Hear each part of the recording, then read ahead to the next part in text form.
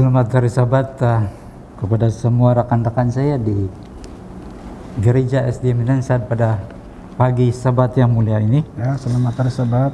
Saya Mujin Nurin sebagai moderator pelajaran sekolah Sabat, dan di sebelah kanan saya Elda Joli, ketua gereja di Gereja SDA Togop, dan di sebelah kiri saya adalah saya boleh panggil dia Cego ataupun Elda Asbin, Gereja SDA Minansad.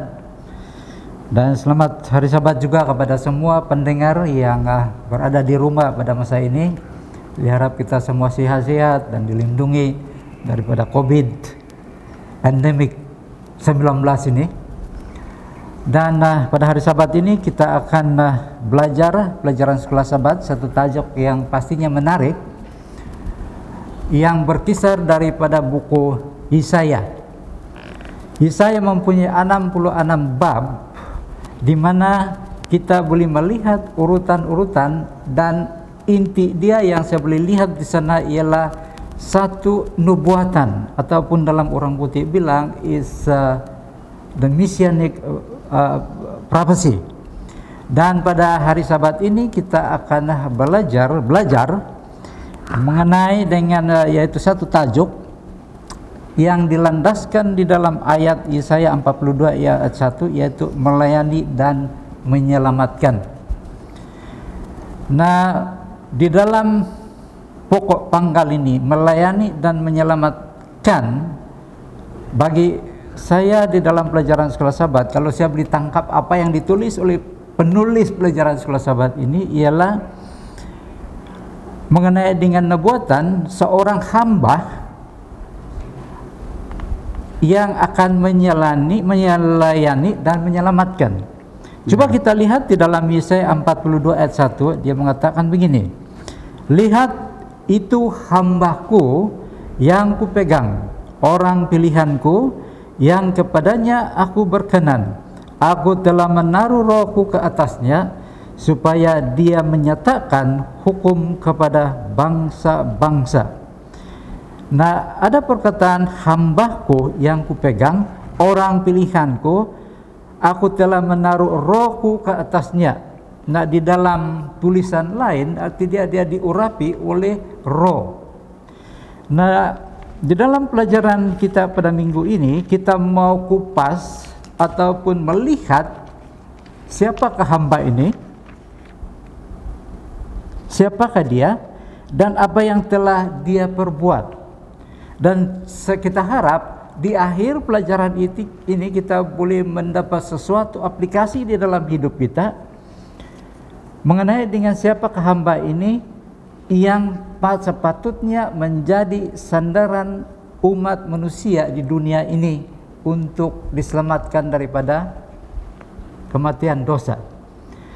Jadi di sebelah kiri dan kanan pastinya mereka sudah bersedia dan sudah mendalami pelajaran sekolah Sabat ini. Mari kita tengok di dalam hari Ahad, yaitu bangsa hamba. Di dalam ayat ada dua ayat di sini. Yesaya 41 ayat 8 mengatakan, berbicara tentang Israel hambaku, dan di dalam Yesaya 41 dia memperkenalkan hambaku. Jadi siapakah hamba ini? So mungkin Alda Joli boleh terangkan. Oke, terima kasih kepada Alda Mujin. Selamat pagi Sabat semua. Dalam bahagian Ahad, tajuk kecil dia ialah bangsa hamba, di mana di sini disebut dalam Yesaya 41:8 disebut tentang Israel hambaku, dan dalam 41 pula dia memperkenalkan hambaku. Jadi siapakah hamba itu? Oke, mari kita lihat keseluruhan dalam tajuk ini. Adakah yang dimaksudkan sebagai hamba ini ialah Israel atau Yakub, nenek moyang bangsa Israel, atau bangsa Israel sendiri, atau Mesias Kristus yang dikenal pasti dalam Perjanjian Baru sebagai Yesus? Terdapat dua jenis rujukan untuk hamba Tuhan dalam keseluruhan Yesaya. Kalau kita baca secara ringkas dalam Yesaya pasal 41 ayat 3, seorang hamba ini dinamakan Israel atau Yakub. Seperti dalam Yesaya pasal 41 ayat 8, Yesaya 44 ayat 1 dan 2, dan juga Yesaya pasal 21 dan ayat-ayat berikutnya. Oleh karena Tuhan berbicara kepada Israel atau Yakub masa kini, jelas yang dimaksudkan adalah Yakub, yang melambangkan bangsa dari keturunannya. Ini diperkuatkan oleh kenyataan bahwa penebusan untuk bangsa Israel ataupun hamba Israel. Tuhan dilaksanakan pada waktu dia keluar dari Babylon yang dinyatakan dalam Yesaya 48 ayat 2. Dan ada juga beberapa contoh dalam buku Yesaya yang mana hamba Tuhan tidak dinyatakan namanya, dan barangkali kena sentuh dalam bagian Isnin nanti. Tapi kalau kita lihat dalam Yesaya 42 ayat 1, di sana mengatakan pada kali pertama dia disebut dalam ayat ini, pengenalan dirinya telah disebutkan atau dijelaskan. Namun ketika Yesaya menerangkan profilnya dalam ayat yang selanjutnya, jelas dia adalah individu. Individu yang akan mengembalikan suku-suku Yakub atau Israel kepada Tuhan dan akan mati sebagai korban bagi pihak orang-orang berdosa. Nah, semakin lama semakin jelas siapakah ini bangsa hamba yang disebutkan di sini. Jadi jelas bahwa Yesaya berbicara tentang dua hamba yang berbeda. Satu daripadanya adalah bangsa dan yang satu lagi adalah individu. Jadi apakah peranan hamba bangsa tersebut? Kita lanjutkan. Tuhan meyakinkan bahwa bangsa itu masih lagi hamba Tuhan. Bangsa Israel yang sudah ditawan oleh Babylon, dia masih anggap bangsa Israel itu adalah masih lagi hambanya. Seperti yang disebut dalam Yesaya 41:9, aku telah memilih engkau dan tidak menolak engkau. Maksud dia itu, walau macam manapun sifat dan tabiat bangsa ini, bangsa Israel ini, Tuhan tetap pilih dia walaupun berada di pembuangan di Babylon. Kemudian Tuhan memberikan kepada Israel salah satu daripada janji yang paling luar biasa terdapat dalam Alkitab. Tuhan mengatakan, jangan takut, sebab aku menyertai engkau. Janganlah bimbang, sebab aku ini Tuhanmu. Aku akan meneguhkan, bahkan akan menolong engkau. Inilah janji Tuhan kepada bangsa ini. Aku akan memegang engkau dengan tangan kananku dan membawa kemenangan. Jadi apa yang harus bangsa itu lakukan ialah mereka harus percaya supaya mereka ini dapat diselamatkan. Percaya yang Tuhan itu boleh menyelamatkan mereka. Bukannya menyembah kepada patung-patung ataupun kayu-kayu yang tidak boleh menolong apabila kita memohon. Kita harus percaya kepada Tuhan. Dalam Yesaya pasal 41-14, di sini dia mengatakan bahwa Tuhan memanggil bangsa ini sebagai cacing. Jadi kenapa Tuhan memanggil bangsa Israel itu sebagai cacing dan apa tujuannya? Jadi ini saya akan kembalikan kepada tadi dinyatakan bahwa hamba itu boleh diarti katakan sebagai hamba Israel bangsa Israel kan? Ya. Gitu. Tapi kemudian di dalam Yesaya 41 ayat 14, apakah maksud Tuhan Yesus ataupun Yesaya ini, dia bilang kamu adalah hambaku. Tapi pada masa yang sama dia nyatakan bahwa dia memanggil bangsa ini sebagai cacing. Nah, ini bahaya ini kalau cacing nih. Ini bangsa Israel. Dia bilang kamu cacing. Tapi dia bilang kamu hambamu yang disayangi. Tapi pada masa yang sama dia kena panggil cacing. Mungkin kita boleh buat satu perbincangan di sini. Ini kenapa panggil cacing nih? Bukan bagus tahu kenapa panggil cacing nih. Cacing ini ibaratkan sesuatu benda yang, kalau yang orang yang penakut cacing ini dia lari itu. Ya. Mungkin ada yang boleh bantu di sini, boleh? Elda, kalau kita, ini pandangan saya lah, kalau kita lihat ini dari segi fisikal, ini cacing dia tidak kaki, dia meluncur saja. Memang dia tidak boleh berlari dengan laju. Kalau merujuk kepada fisikal ini cacing lah, dia tidak ada kekuatan, dia tidak ada daya untuk melawan dan sebagainya. Jadi saya berpendapat bahwa Tuhan menganggap bangsa Israel ini sebenarnya tidak kekuatan. Tiada pun kekuatan mereka untuk melawan siapa-siapa, sebab dia seperti cacing yang hanya boleh pandai meluncur, tidak ada kaki, tidak ada tangan untuk melawan musuh lah. Jadi saya punya pandangan sendirilah itu. Tapi bukan main ego lagi kan orang nih. Yang sebenarnya bila orang keluar daripada Mesir pergi ke tanah Kanaan, dan pada waktu itu sebenarnya Musa katakan dia meminta kebenaran daripada Raja Firaun. Dia katakan bahwa biarlah bangsaku keluar dari sini supaya mereka boleh melayani Tuhan di luar Mesir, kan? Tapi bayangkan macam mana perjalanan mereka. Dan di sini kita boleh melihat, bayangkan bahwa kamu ini sebenarnya cacing, Pak. Kan? Tapi apa yang kita boleh nampak dan lihat di sini ialah Tuhan ataupun ini apa yang dinyatakan oleh saya ini ialah di dalam secara positif Yesaya mau memanggil, Tuhan memanggil melalui saya supaya bangsa Israel ini balik kepada Dia. Dan mereka seharusnya merendahkan diri, sebab kamu sebenarnya macam cacing. Jadi bagaimana pula implikasi kita di dalam hidup kita sekarang? Ya, ramai orang hari ini yang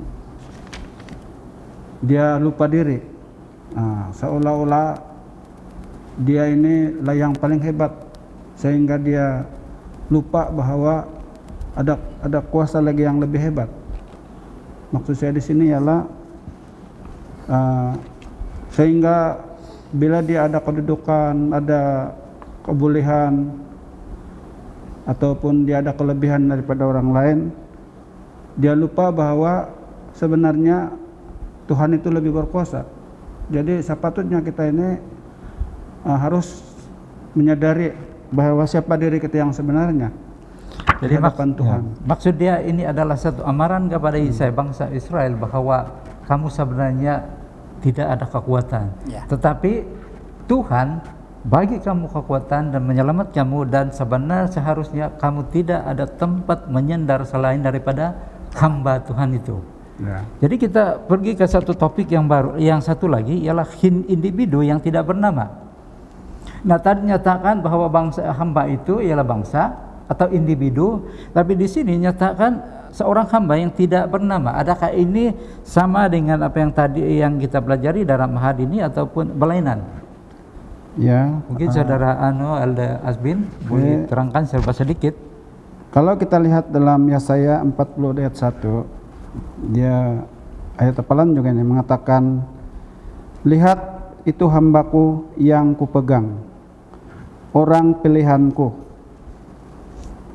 yang kepadanya aku berkenaan. Aku telah menaruh rohku ke atasnya, supaya ia menyatakan hukum kepada bangsa-bangsa. Jadi kalau kita lihat dalam ayat ini ini adalah firman Tuhan yang menyatakan bahwa ada satu individu yang Tuhan beri pengharapan atau sandaran dan meletakkan Roh Kudus kepada dia untuk menyatakan hukum kepada bangsa-bangsa. Jadi siapa itu? Dan apa misi dia? Itu yang kita mau tanya di dalam tajuk ini. Oke, kalau kita lihat dalam Yesaya 40 ayat 1 menyatakan di sana bahwa dia membawa keadilan bagi orang bukan Yahudi. Oke, ini dia punya kepribadian. Kedua, kita lihat dalam Yesaya 42 ayat 2 hingga 4, dia menggenapi tujuannya tanpa kekerasan. Oke, yang pertama itu dia tidak memilih bangsa.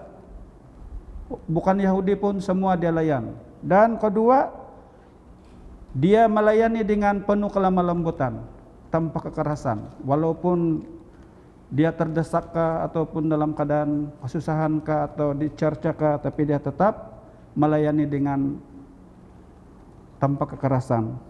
Ketiga, dalam Yesaya 42 ayat 5 dan sampai 6, kalau kita lihat di sana menyatakan bahwa ia bertindak sebagai perjanjian antara Allah dan umatnya. Oke, artinya individu ini memang pun sudah dijanjikan bahwa dia akan datang. Dan dalam Yesaya 42 ayat 7, individu ini membawa terang dan harapan untuk menyembuhkan kebutaan dan membebaskan para tawanan. Jadi ini individu yang dikatakan hamba ini juga dia akan menyembuhkan orang yang buta dan juga membebaskan orang tawanan. Jadi kalau kita lihat di dalam Yesaya 11 ayat 1 sampai 5 dan Yesaya 9 ayat sampai 7, 6 sampai 7 mengatakan bahwa hamba ini melakukan pekerjaan serupa dengan tunas dari tunggul Isai dan anak yang dijanjikan. Nah, kalau kita rujuk di dalam Matius 12 ayat 15 hingga 21 menyatakan bahwa dia ini ialah Mesias, yaitu Yesus dari Nazaret. Jadi kalau kita lihat dalam penjelasan tadi, nyatalah dan terbuktilah bahwa individu yang disebut sebagai hamba ini adalah tidak lain dan tidak bukan Yesus sendiri. Ya, Elda. Yesus sendiri. Ya. Nah, ini zaman Yesaya. Kalau kita baca balik di dalam Matius, di Yesaya 42 ayat 1 hingga 7, di situ digambarkan peranan hamba Tuhan itu. Ada 5 di sini kalau tidak silap saya, yang sifat peranan dan sifat hamba ini. Dikatakan memberikan keadilan bagi bangsa, mencapai matlamat senyap lembut tetapi jayanya, seorang guru. Dia menjadi perjanjian antara Tuhan dan umatnya, memberi cahaya pengharapan dengan menyembuhkan yang buta dan membebaskan para tahanan. Nah, kalau kita pergi ke perjanjian baru, memang dapat sekali apa yang nyatakan oleh Yesaya di situ. Dan di sini kita boleh dapat sesuatu di mana yang dinubuatkan oleh Yesaya itu yaitu yang tidak bernama, yaitu Yesus sendiri yang sudah pun datang ke dunia ini seperti dinyatakan di dalam buku Matius di sini.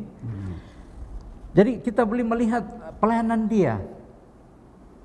Jadi kalau kita antara pelayanan dia dengan apa pelayanan dia yang kita boleh sebut di sana, dia menyembuhkan orang yang sakit, orang yang buta. Malah Malah dia pernah menghidupkan orang. ya. Kalau kita ini kalau orang buta kita tidak boleh kasih buka mata dia. Betul. Tapi kalau orang sakit kita tidak boleh menyembuh. Tapi bagaimanakah kita ini sebagai hamba Tuhan sebenarnya. Tetapi hamba Tuhan yang berfokus kepada Tuhan Yesus. Kita ini adalah hamba Tuhan, tapi bukan seperti Tuhan Yesus. Begitu kan maksud dia? Ya. Kita pun hamba juga, hamba kah kita nih? Iya, Hamba. hamba Tuhan. Cuman aku tahu kita hamba Tuhan. Sebab kita masih melayani untuk Kita melayani sama dia. Ya. Adakah yang dinyatakan di dalam Mazmur 23 ada bilang Tuhan adalah gembalaku. Jadi gembala itu ialah Yesus sendiri dan kita adalah hamba apa itu yang digembalakan, hamba. Itu maksud dia. Jadi apakah peranan hamba dia? Kalau Yesus dia boleh menyembuhkan, dia boleh melawat orang yang susah, boleh menjawab orang cacat. Jadi kalau macam sekarang macam mana? Kita sebagai hamba Tuhan. Kita ikut seperti apa yang Yesus telah. Jadi kalau orang bilang yang kasih keluar yang bahasa yang kalau dia minta maaf jelas kan.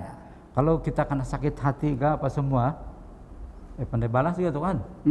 Tapi kalau Tuhan Yesus Tidak membalas. tidak membalas. Itu yang hamba yang sebenar. Iya. Maksud dia. Jadi inilah yang kita boleh nampak dan lihat di sini bahwa hamba individu yang tidak bernama itu tidak lain dan tidak bukan Tuhan Yesus. Dan sebenarnya apa yang nyatakan Yesaya ini kita mempunyai pilihan sama ada mau menerima dia atau tidak. Macam mana? Apalagi kalau sudah dinyatakan di sini, tapi kenapa ramai orang yang tidak mau menerima dia? Ya. Ya, memang di dunia ini sebenarnya ketika Yesus di dalam dunia, dia dalam pelayanan dia pun dia memang sebagian besar orang tidak menerima dia, menolak dia, malah menghina dia.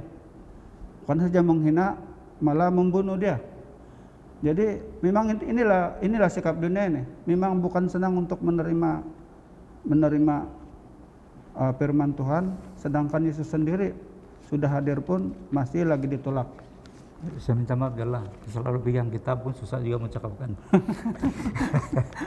Tapi coba kita lihat lagi satu lagi di dalam Misayas berbangsa Persia ini. Di dalam hari Selasa ini kita boleh melihat seorang yang diurapi bukan di kalangan bangsa Israel, tapi boleh dikatakan di luar bangsa Israel. Tapi dia diurapi dan dia Misayas berbangsa Persia, dia bilang. Dia disamakan dengan Mesias, penyelamat bangsa Israel. Coba lihat mungkin Alda Asmin boleh Mesias berbangsa. Nah, oke. Yang jadi, saya tulis nih. Kita tahu bahwa di dalam pelajaran kita mengatakan Mesias yang diurapi. Kita tahu maksud diurapi ini ataupun di dalam Alkitab orang yang diurapi ini adalah raja, nabi, imam. Sedikit apa? Diurapi dengan apa itu tadi itu? Habis ada yang diurapi pakai minyak, ada kan? Iya. Tapi yang diurapi dengan apa ini Dengan maksudnya? roh. Dengan roh. Iya. Jadi kalau dalam istilah diurapi ini, raja pun diurapi, imam pun diurapi,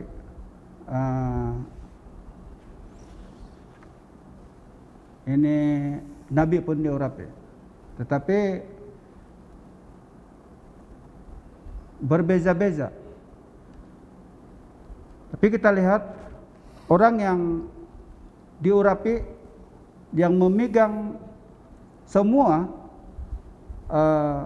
kapasiti seperti dialah raja, dialah imam, dialah nabi, hanya Yesus. Ya, hanya Yesus saja yang layak diurapi sebagai imam, sebagai raja, dan juga sebagai imam. Ya, jadi maksud di sini yang diurapi ini adalah kita lihat satu lagi orang yang diurapi untuk di dalam melaksanakan tugasnya adalah seorang raja yang bernama Kores. Kita tahu Kores juga diurapi. Kores ini seorang raja yang datang daripada bangsa lain, daripada kerajaan Persia. Kita tahu Raja Kores lah yang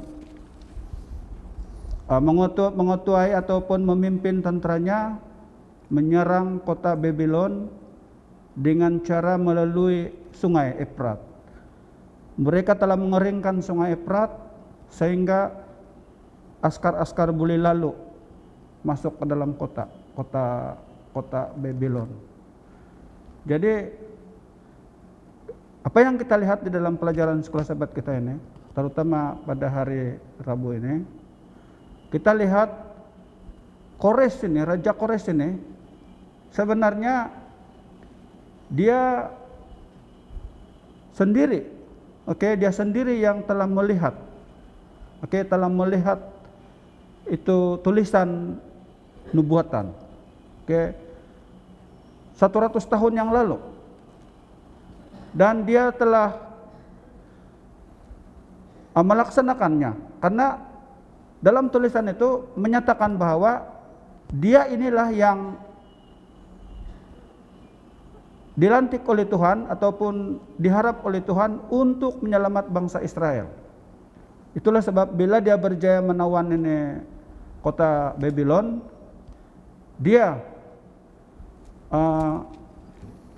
memberi peluang kepada bangsa Israel ini untuk keluar daripada Babylon.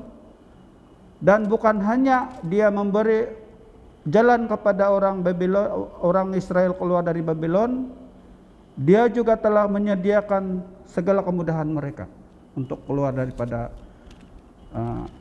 kerajaan Babylon waktu itu. Jadi di sini kita nampak bahwa Raja Kores ini dikatakan diurapi, sebagai seorang raja yang telah menyelamatkan bangsa Israel. Dan kalau kita lihat dalam tulisan Ellen G. White,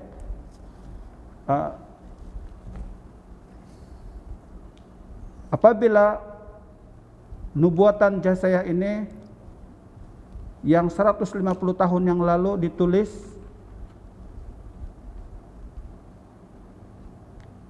telah menjadi kenyataan, dan sebenarnya ada juga ramai orang yang tidak bersetuju dengan tulisan ini, sebab mereka seolah-olah tidak percaya dan tidak yakin, takkan pula 150 tahun yang lalu sudah dinyatakan bahwa Kores ini akan menyelamatkan bangsa Israel.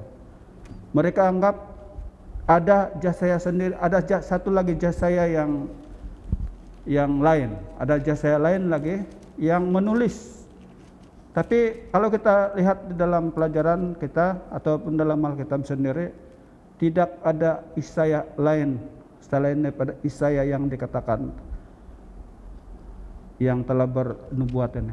Jadi maksudnya siapa saja orang atau individu yang telah bekerja ataupun telah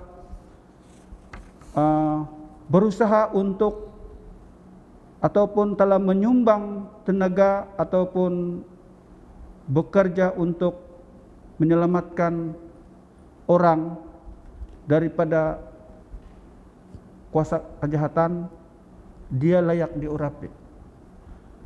Artinya bukan saja raja, bukan saja nabi, bukan saja imam, tetapi kita juga layak diurapi sekiranya kita ini juga berperanan di dalam melepaskan orang di dalam kegelapan ataupun membawa orang dari kegelapan untuk mendapatkan kebenaran. Jadi yang diurapi maksudnya memang di dalam Alkitab raja, imam, nabi itu yang selayaknya diurapi, dan Yesus sendiri juga diurapi. Tapi pada hari ini secara kesimpulannya kita juga layak diurapi. Jadi itu saya punya penjelasan lah. Terima kasih Alda. Nah, untuk lebih jelas lagi apa yang dinyatakan oleh Alda ini, yaitu di dalam Yesaya 45 ayat 1. Dia mengatakan, beginilah firman Tuhan. Inilah firman-Ku kepada orang yang kuurapi, kepada Kores yang tangan kanannya aku pegang, supaya aku menundukkan bangsa-bangsa di depannya dan melucuti raja-raja, supaya aku membuka pintu-pintu di depannya.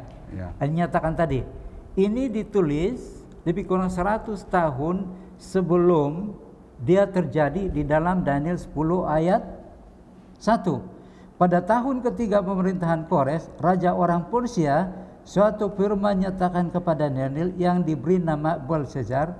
Firman itu benar dan mengenai kesusahan yang besar.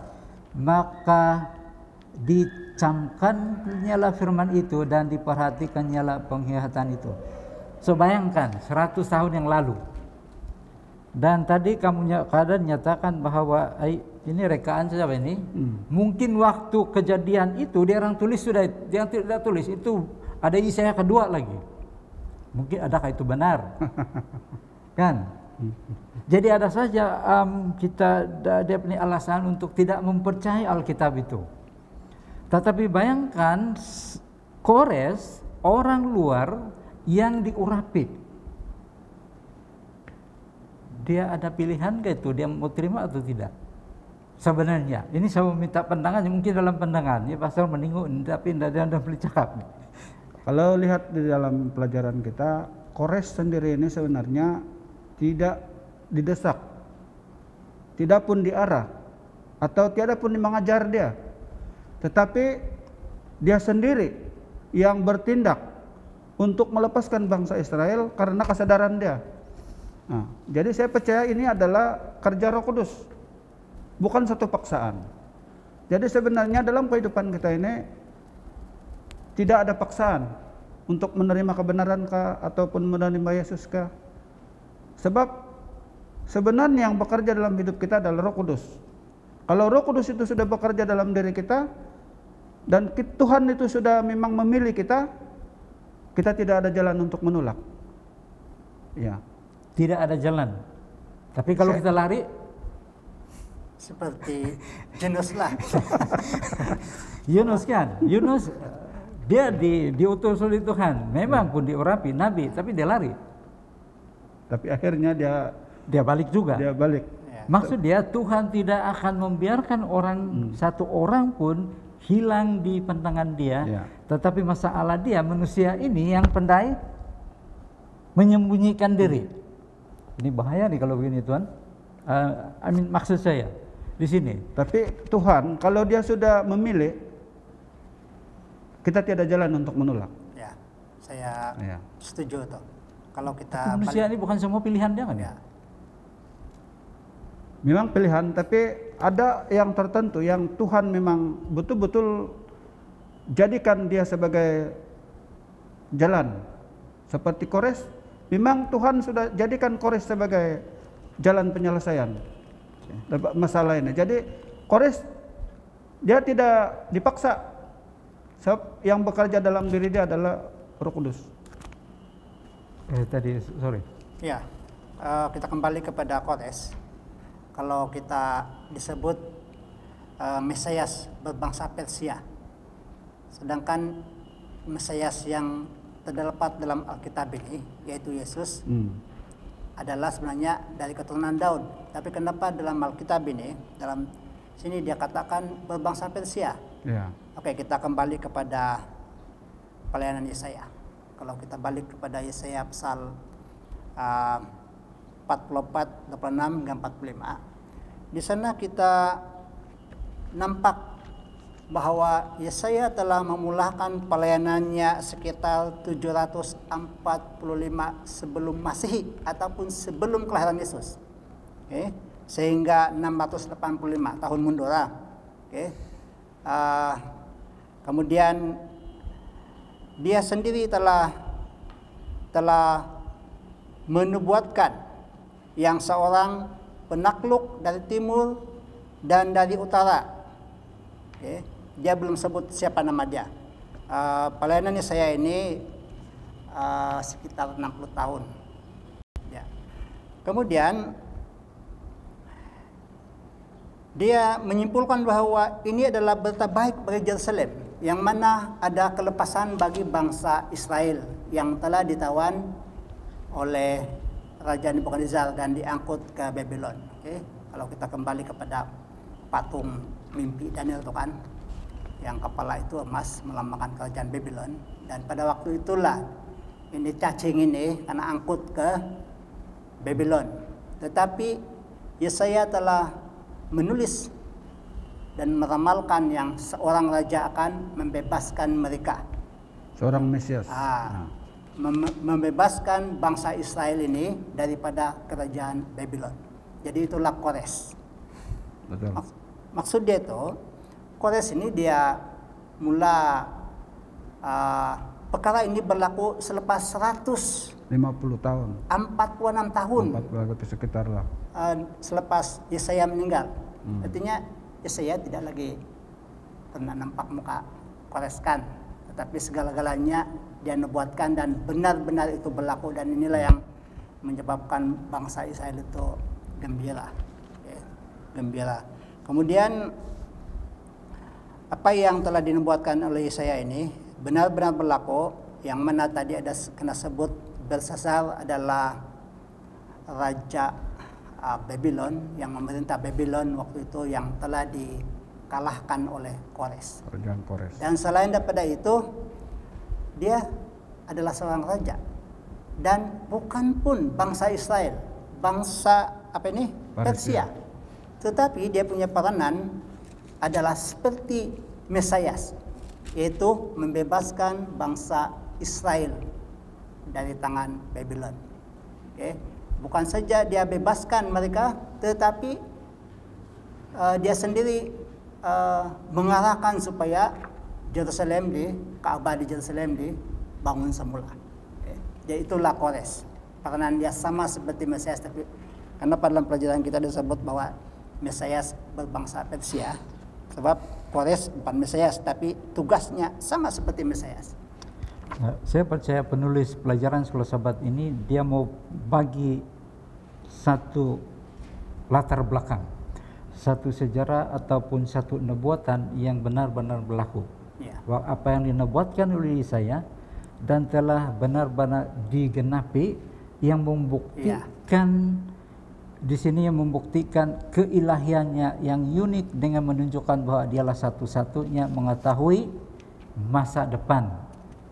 Tuhan mengetahui dari permulaan apa yang akan berakhir. Nah, apa yang kita boleh nampak dan lihat di sini? Kita boleh nampak dan lihat penyelamatan bangsa Israel melalui Kores dikeluarkan daripada Babylon. Itu yang tadi. Jadi di dalam Yesaya 42 ayat 1 hingga 7 tadi mengatakan bahwa dinyatakan ciri-ciri dia menyembuhkan orang yang sakit apa semua, dan dinubuatkan di dalam buku Matius dan yang 5 Injil itu. Zaman itu. Jadi di sini jelas memperlihatkan kepada kita semua sekarang ini bahwa apa yang dinubuatkan Yesaya sudah digenapi semua atau tidak? Betul-betul berlaku. Betul berlaku. Betul. Jadi apalagi yang belum berlaku? Dan tidak ada alasan untuk tidak percaya. Tidak percaya kepada Tuhan. Seperti sudah dinubuatkan dan berlaku. Dan tapi jangan pula, jangan pula macam kita zaman Noah. Itu perahu besar sudah disediakan, dia bilang banjir akan datang. Itu khotbah yang hidup. Tetapi ini yang dituliskan, yang dinubuatkan, dan saya tidak tahu adakah kemungkinan banyak umat bangsa Israel waktu itu selain daripada Yesaya percaya kepada tulisan dia? Ada atau tidak? Saya percaya pada waktu ini mereka sudah dalam pembuangan. Memang mereka menunggu-nunggu apa yang Yesaya sudah nubuatkan, kebebasan mereka. Oke. Jadi saya percaya mungkin bukan juga 100% lah itu bangsa Israel yang berada di pembuangan itu. Percaya mungkin ada 1-2, ada saja penentang betul kan. Tapi saya percaya yang mereka telah sadar apa yang telah mereka perbuat di depan Tuhan, dan mereka bertobat, dan pada masa pemerintahan Raja Kores lah, ini Raja Persia ini yang mereka tunggu-tunggu, okay? Dan betul-betul berlaku. Kepada yang menunggu, sebab banyak yang tidak balik kan ke Yerusalem, banyak yang tidak balik dari sini, tidak balik. Tapi apapun yang kita nampak dan lihat di sini ialah peranan Kores membiarkan Roh Kudus, ataupun dia membiarkan apa yang diurapi kepada dia untuk menggenapi nubuatan apa yang dinubuatkan oleh Yesaya. So mungkin kita boleh sambung di dalam selanjutnya. Ada yang mengatakan bahwa tadi seperti menyatakan mungkin ini waktu kejadian Kores ini Yesaya kedua dia tulis nih. Apa pendapat kamu? Adakah kita terkeliru dengan itu, percaya dengan itu? Tetapi di dalam Alkitab mengatakan bahwa tidak ada tulisan ataupun tidak ada sumber yang membuktikan bahwa ada Yesaya kedua. Tidak ada. Ada ulasan sedikit, Elder Jolly? Dalam pelajaran kita di sini, untuk mengatasi ketidaksenangan ini, ada orang yang menerima, adalah bukan semua yang mau menerima bahwa ada Yesaya kedua. Seolah-olah tidak percaya apa yang Yesaya yang sebenar telah ramalkan, tuliskan dan ramalkan. Mereka masih menunggu kitab seperti ini para imam, pemimpin Yahudi semasa kelahiran Yesus. Mereka tidak percaya yang Yesus itulah Mesias. Mereka tidak percaya tentang sebab dia lahir di kandang sapi. Yang mereka mau ini adalah kalaulah Yesus itu dilahirkan di istana, istana raja, mereka percaya. Jadi perkara yang saya sebut tadi ini sudah berlaku pada zaman pembuangan. Masih ada orang yang menunggu Yesaya kedua, padahal tidak ada.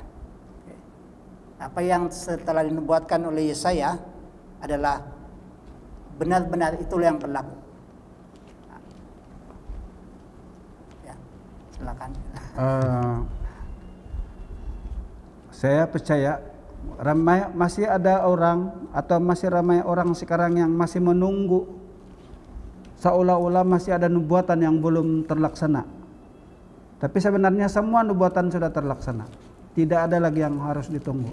Hanya satu saja nubuatan yang belum terlaksana, yaitu batu yang datang dari sorga menimpa kaki patung. Tinggal itu lagi nubuatan yang belum terlaksana, dan hanya itu yang kita tunggu-tunggu. Tapi seolah-olah orang di dunia sekarang ini masih lagi ramai yang menunggu, menganggap bahwa masih banyak nubuatan-nubuatan yang belum terlaksana. Sebab mereka tidak percaya, dan masih ada yang tidak percaya dan tidak yakin bahwa apa yang sudah berlaku itu adalah kegenapan daripada semua nubuatan. Jadi saya ingat waktu ini zaman korespon, begitulah keadaan orang di situ. Mereka tidak dapat menerima kenyataan bahwa itulah kegenapan daripada nubuatan Yesaya. Itulah mereka menganggap ada Yesaya yang kedua. Jadi ini yang sangat bahaya nih sekarang di dunia ini. Malah sekarang pun masih sebahagian daripada bangsa Yahudi tidak percaya, masih menunggu kedatangan Yesus yang pertama kali. Ya, betul. Nah, seperti yang berlaku juga pada zaman. Oke, satu yang terakhir sekali, ini masih dengan hamba Tuhan. Kita sudah belajari siapa hamba dia, apa peranan dia, apa yang dia telah buat, bayangan dia melalui kerajaan Kores yang menyelamatkan bangsa Israel. Dan kalau ada masalah lagi mungkin di dalam Yesaya 49 ayat 1 hingga 22, mungkin kita boleh baca ini buku Yesaya 49 ayat 1 hingga 12. Ini yang kita boleh lihat di sini. Kalau boleh saya baca untuk renungan kita bersama. Dengarkanlah aku, hai pulau-pulau, perhatikan hai bangsa yang jauh. Tuhan telah memanggil aku sejak dari kandungan, telah menyebut namaku sejak dari perut ibuku. Ia telah membuat mulutku sebagai pedang yang tajam dan membuat aku berlindung dalam naungan tangannya. Ia telah membuat aku menjadi anak panah yang runcing dan menyembuhkan aku dalam tabung panahnya. Ia berfirman kepadaku, engkau adalah hambaku Israel, dan olehmu aku akan menyatakan keagunganku. Tetapi aku berkata, aku telah bersusah-susah dengan percuma dan telah menghabiskan kekuatanku dengan sia-sia dan tidak berguna. Namun hakku terjamin pada Tuhan dan upahku pada Allahku. Maka sekarang firman Tuhan yang membentuk aku sejak dari kandungan aku untuk menjadi hambanya, untuk mengembalikan Yakub kepadanya dan supaya Israel dikumpulkan kepadanya, maka aku dipermuliakan di mata Tuhan dan Allahku menjadi kekuatanku, firman-Nya. Nah, kalau kita boleh lihat di sini, saudara dan saudara sekalian, ataupun ya, di sini kita boleh melihat siapakah hamba Tuhan, saudara. Tapi ini kita tidak boleh ulas dengan lebih lanjut lagi, tapi mungkin kita boleh baca di dalam petikan ini, di dalam ayat ini. Tapi apa yang pasti ini ialah jika hamba, ada satu persoalan di sini lagi, ya, sebab hamba yang merasakan dan menderita itu maksud dia Mesias. Tetapi di sini ada satu, jika hamba ini adalah Mesias, mengapa Tuhan memanggil dia Israel di dalam ayat 49 ayat 3? Tadi saya ada baca di sini. Dia katakan di sini bahwa ia berfirman kepadaku, engkau adalah hambaku Israel, dan olehmu aku akan menyatakan keagunganku. Jadi ini mungkin boleh mengelirkan yang hamba itu bangsa Israel. Jadi untuk keterangan kita selanjutnya, saudara dan saudara sekalian, ataupun pada pendengar di rumah, kita boleh baca di dalam pelajaran sekolah Sabat ini, yaitu kita dapati bahwa dalam bahagian buku Yesaya ini hamba Tuhan Israel merujuk kepada satu bangsa, seperti yang kita nyatakan tadi. Namun di sini nama Israel dengan jelas merujuk kepada seorang hamba secara individu yang membawa bangsa itu kembali kepada Tuhan, yaitu di dalam Yesaya 49 ayat 5. Hamba individu ini telah menjadi lambang yang ideal untuk wakil kepada bangsa, di mana kegagalan bangsa ini telah mengkompromikan nama Israel. Jadi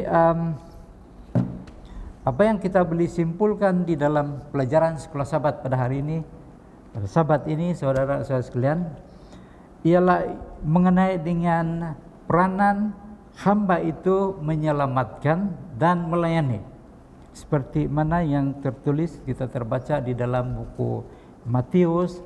Dia telah menyembuhkan orang yang cacat, menyembuhkan orang yang buta, orang yang sakit, membebaskan orang tawanan. Sama seperti yang ditulis di sini.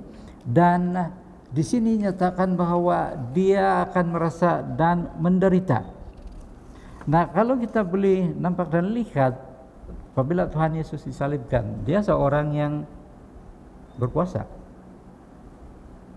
Bila orang tunjuk dia, kalau dia bilang ada kuasa, kau turun. Kalau kita diancam begitu, macam mana? Kita kuat. Hai, kau siapa? Kalau saya turun, habis kau. Kalau sifat manusia betul lah, tapi Yesus dia tidak. Tapi Yesus tidak. Itulah keunikan orang yang menyelamatkan dan melayani. Jadi saya boleh nampak di sini pada penonton di rumah dan kita di sini, bahwa pelayanan Tuhan Yesus semasa di dunia memperlihatkan bagaimana pentingnya kita meniru gaya cara hidup dia melayani. Dalam permulaan ini tidak payah kita pergi sana Yerusalem sekarang ini, sana Israel, tapi kalau ada peluang saya mau pergi juga, mau pergi tengok. Memadailah apa yang ada di sekeliling kita untuk melayani, sebab kita sebagai hamba Tuhan menerima Tuhan Yesus sebagai juru selamat. Peranan kita ialah kita mau supaya kita semua melayani dan kita semua diselamatkan, sebab Tuhan Yesus sudah menyelamatkan kita. Amin. Tetapi pilihan dia ialah terletak di dalam pilihan kita sendiri mau terima atau tidak. Dan yang kedua, adakah kita sama seperti bangsa Israel dulu, kita terima Alkitab itu, adakah kita percaya Alkitab itu? Tapi dengan nubuatan Yesaya ini kita telah melihat apa yang telah digenapi. Tidak ada alasan kenapa manusia di dunia ini tidak terima Alkitab, percaya kepada Alkitab ini. Dan satu yang kita nanti-nantikan ialah kedatangan Tuhan Yesus yang kedua kali di dunia ini. Kita tidak tahu bila kedatangan dia, tapi biarlah kita sama seperti dinubuatkan apa yang telah dibuat oleh Kores. Saya percaya banyak orang yang terselamat waktu itu sebab mereka mengikuti dan percaya kepada Tuhan, dan akhirnya mereka diselamatkan. Tuhan memberkati. Amin. Jadi terima kasih sekali lagi kepada semua perbincangan yang kita telah bincangkan. Terima kasih kepada Elda Joli dan Elda Asbin yang turut serta, dan terima kasih kepada pendengar-pendengar di rumah. Dan boleh juga kalau macam I can suggest, boleh juga saya nampak mungkin ada komen-komen apa semua, bagilah sumbangan, bagilah komen di FB, patutnya begini, tapi jangan kritik lah. Tapi bagus juga supaya kita boleh tahu apalagi tambahan, mungkin mereka boleh tambah melalui komen-komen mereka kepada apa yang kita telah pelajari. Sebab pada kami itu yang kita boleh melihat siapakah yang melayani dan menyelamat itu selain kalau bukan Tuhan Yesus yang diramalkan oleh Yesaya di dalam bukunya. Terima kasih, dan kita semua tunduk kepala, dan mungkin saudara atau Elda Asbin boleh pimpin kita dalam doa. Oke, mari kita berdoa. Tuhan Bapa kami dalam surga, yang Maha Kuasa, Maha Mulia, Maha Tinggi, yang selayaknya Engkaulah yang kami sembah, sebab Engkaulah Raja kami, Engkaulah Tuhan kami, Engkaulah juga yang menjadi juru selamat kami.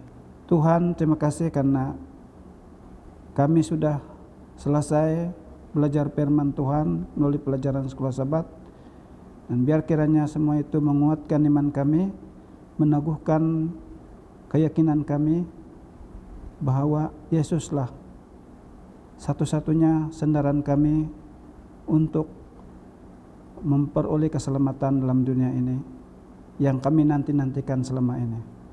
Terima kasih Tuhan, karena semua ini kami serahkan hanya dalam nama Tuhan Yesus, Juru Selamat kami. Amin. Amin.